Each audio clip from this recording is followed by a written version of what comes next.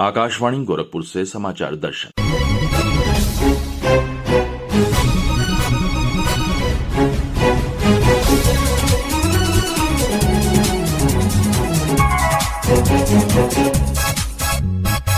इस अंक में भारत की अध्यक्षता में 18वें G20 शिखर सम्मेलन का सफल आयोजन।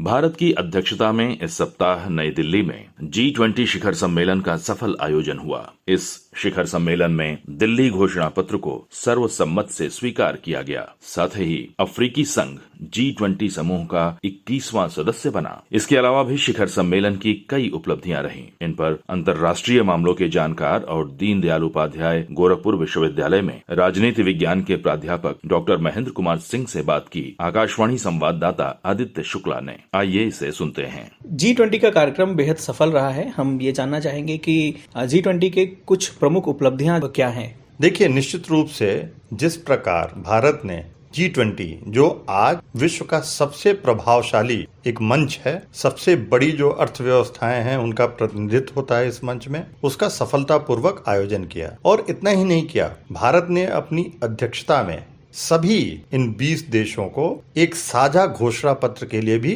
राजी किया। हालांकि ये दुविधा उठ रही थी कि रूस यूक्रेन युद्ध के लेके असहमति हो सकती है, लेकिन भारत ने उस कठिन मुद्दे पे भी बातचीत के जरिए सहमति पाने में सफलता हासिल की। तो इससे निश्चित रूप से भारत का एक जो वैश्विक मंच है, आज जब पूरा विश्व अपने सबसे कठिनतम दौर से कोविड-19 रूस यूक्रेन युद्ध के सबसे कठिनतम दौर से गुजर रहा है, ऐसे में भारत ने जब असहमतियों का दौर है, भारत ने सहमति दी। भारत ने पूरे विश्व को एक नेतृत्वकर्ता के रूप में समाधान भी दिया। प्रमुख उपलब्धियां रही, जिस प्रकार से इंडिया मिडिल ईस्ट और यूरोपियन कॉरिडोर, इकोनॉमिक कॉरिडोर पे सहमति बनी। ये निश्चित रूप से जो चीन की बेल्ट एंड रोड इनिशिएटिव है उसको काउंटर करने में ये सफलता हासिल होगी। चीन की जो डेट डिप्लोमेसी है, जिसको वो BRI के जरिए संचालित कर रहा था, जो कम विकसित देश हैं, जो विकासशील देश हैं, जो उनके कर्ज जाल में फंसते जा रहे थे, उनसे मुक्ति मिलेगी और ये एक नया रास्ता जुड़ेगा जिसपे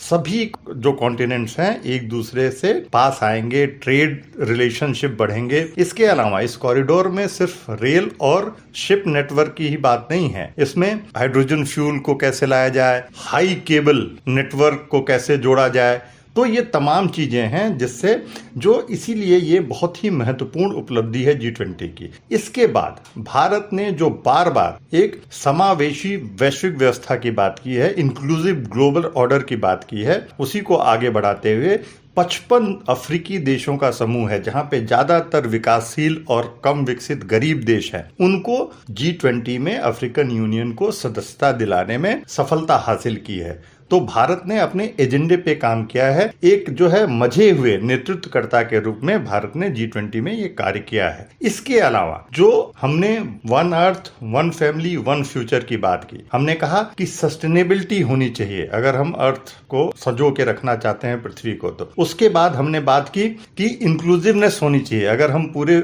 पृथ्वी को एक परिवार के रूप में देखना चाहते हैं तो उसमें समावेशिता होनी चाहिए, वो हमने इंश्योर किया। और हमने देखा कि टेक्नोलॉजी ही है जो हमारा फ्यूचर है, पूरे विश्व का भविष्य है प्रौद्योगिकी, तो उसको बढ़ावा दिया। और यही वजह है कि डिजिटल इकोनॉमी पे चर्चा हुई, किस प्रकार जो है जो अर्थव्यवस्थाएं हैं उनको एक साथ जोड़ा जाए, क्रिप्टो करेंसी से लेके तमाम ऐसी चर्चाएं हुई, तमाम ऐसे जो है एग्रीमेंट्स हुए, जो प्रमुख उपलब्धियां रही G20 की। और हम ये कह सकते हैं कि अब भारत का जो है जो वैश्विक मंच पे है उस पे भारत पधार चुका है, उस पे आ चुका है, वो नेतृत्व प्रदान कर चुका है। जी, हम ये जानना चाहेंगे कि जैसे G20 के कार्यक्रम को भारत ने पूरे वर्ष अपनी अध्यक्षता में आयोजित किया, हमारे गांव शहर शहर तक G20 का नाम पहुंचा, बहुत सारे कार्यक्रम हुए, तो क्या ऐसे आयोजन अन्य देशों में इससे पहले होते रहे हैं या फिर ये भारत ने इसमें एक नई शुरुआत की है?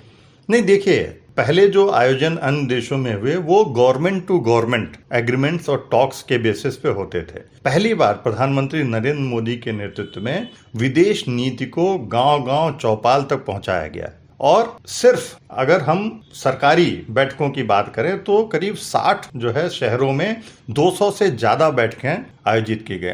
इसके अलावा तमाम सिविल सोसाइटी ऑर्गेनाइजेशंस को जोड़ा गया, यूथ को जोड़ा गया और तमाम विश्वविद्यालयों को, शैक्षणिक संस्थाओं को जोड़ा गया। वहां पे G20 से संबंधित आयोजन किए गए। तो एक बहुत बड़े स्तर पे इस जो सबसे प्रभावशाली मंच है उसके मीटिंग का राष्ट्राध्यक्षों की मीटिंग के पहले आयोजन किया गया और भारत के आम जनमानस को इससे सीधे तरीके से जोड़ा गया। तो निश्चित रूप में ये बहुत बड़ी सफलता है प्रधानमंत्री नरेंद्र मोदी की और उनके सरकार की। भारत की कूटनीति की बहुत चर्चा हो रही है कि भारत ने जिस तरह से एक G20 का सफल आयोजन किया और साथ ही प्रधानमंत्री नरेंद्र मोदी जी ने जिस तरह से उन्होंने पूरी कमान संभाली इस पूरे कार्यक्रम की और जिस तरह से आयोजन पूरे वर्ष तक होते रहे, तो वहां से एक जो मार्गदर्शन मिला और उससे इस कार्यक्रम की सफलता का कितना योगदान है। नहीं, देखिए, निश्चित रूप से प्रधानमंत्री नरेंद्र मोदी विदेश नीति से जुड़े जितने भी मसले सामने आए हैं उनमें भारतीय जनता पार्टी की, प्रधानमंत्री मोदी की जो आज की सरकार है, उन्होंने बहुत ही एक यथार्थवादी दृष्टिकोण लेके काम किया है और हमेशा से हमने जो वसुधैव कुटुंबकम की बात की तो वो सिद्धांत को आगे बढ़ाया है और प्रधानमंत्री मोदी की कार्यशैली जो है और यही उनकी लोकप्रियता का सबसे बड़ा कारण है कि वो एक बहुत अच्छे कम्युनिकेटर हैं। वो एक बहुत अच्छे, जिसको कहें कि किस तरीके से किसी कार्यक्रम को जमीनी स्तर पे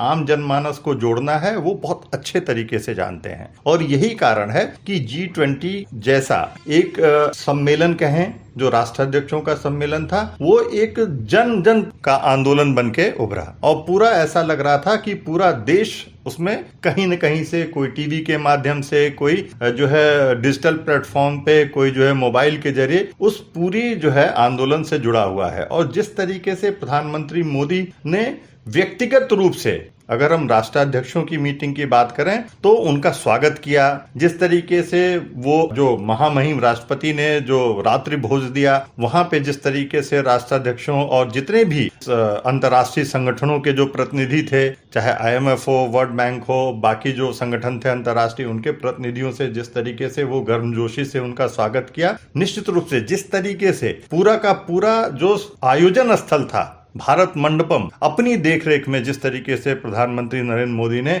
उसका निर्माण करवाया सिर्फ इस सम्मेलन के लिए, तो निश्चित रूप से इससे प्रधानमंत्री की जो पॉपुलैरिटी है, लोकप्रियता है, वो दर्शाती है, प्रधानमंत्री की कार्यशैली को दर्शाता है और ये बहुत बड़ी वजह रही। हालांकि उनकी पूरी टीम ने साथ दिया, फॉरेन मिनिस्टर ने साथ दिया, जो शेरपा थे अमिताभ कांत, उनकी बहुत महत्वपूर्ण भूमिका रही, लेकिन पूरी की पूरी टीम का बहुत ही सफलतापूर्वक प्रधानमंत्री नरेंद्र मोदी ने नेतृत्व किया और यही वजह है कि आज हम कह सकते हैं कि भारत किसी भी वैश्विक स्तर के सम्मेलन का सफलतापूर्वक आयोजन कर सकता है। बिल्कुल, एक जलवायु परिवर्तन विषय है जिस पर इस समय चर्चा होती है और होनी भी चाहिए, क्योंकि ये जन जन से जुड़ा मुद्दा है और इसके कई प्रभाव भी हम अब खुद देख सकते हैं। तो इस पर G20 की बैठकों में क्या बात हुई है? नहीं, देखिए, निश्चित रूप से जिस तरीके से बायोफ्यूल अलायंस की घोषणा हुई, ये साफ है कि हम फॉसिल फ्यूल से बायोफ्यूल पे शिफ्ट कर रहे हैं और जो एक बहुत महत्वपूर्ण कदम है अगर हम जलवायु परिवर्तन को रोकना चाहते हैं तो। और इसके अलावा जो हमने वन अर्थ की बात की, हमने सस्टेनेबिलिटी की बात की कि किस तरीके से हम जो है सतत विकास पे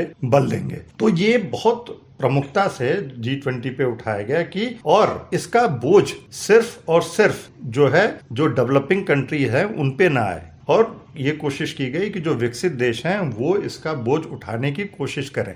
और इसमें एक महत्वपूर्ण बात थी टेक्नोलॉजी ट्रांसफर की, कि अगर जो विकसित देश हैं उनके पास बेहतर टेक्नोलॉजीज हैं, क्लीन टेक्नोलॉजीज हैं, तो वो साझा करें विकासशील देशों के साथ, जिससे एक सस्टेनेबल डेवलपमेंट पूरे विश्व में सतत विकास जो है वो सुनिश्चित किया जा सके। इसके साथ ही जो भारत ने बात की कि मिलेनियम डेवलपमेंट गोल्स की भी साझा घोषणा पत्र में बात की गई है, तो किस तरीके से जो ह्यूमन सेंट्रिक डेवलपमेंट की बात जो है वो की गई भारत के द्वारा, तो कि पूरा का पूरा विकास जो है वो ह्यूमन सेंट्रिक होना चाहिए। तो ये बहुत ही महत्वपूर्ण जो है उपलब्धि रही और भारत ग्लोबल साउथ की वॉइस बन के उभरा। आकाशवाणी समाचार से बातचीत करने के लिए बहुत धन्यवाद। इसी के साथ संपन्न होता है समाचार दर्शन का ये अंक। संपादन आदित्य शुक्ला और वाचन विकास राय।